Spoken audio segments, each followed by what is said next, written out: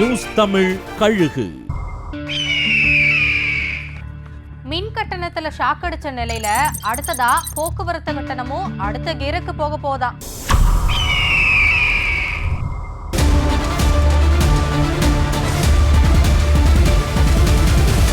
சமீபத்தில் மின்சார கட்டணம் 3வது முறையா உயர்த்தப்பட்டு கொந்தளிப்பு ஏற்பட்டுள்ள நிலையில வேற வழியே இல்லாம பேருந்து கட்டணமும் உயர்த்த ஆலோசனை நடைபெறுதாம்.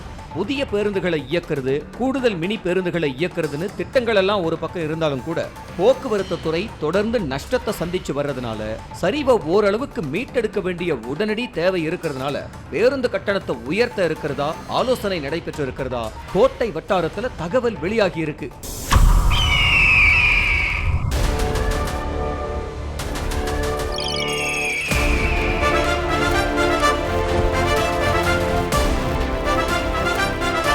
நியூஸ் தமிழ் கழுகு. செய்திகளை உடனுக்குடனும் துல்லியமாகவும் தெரிந்து கொள்ள சப்ஸ்கிரைப் பண்ணுங்க.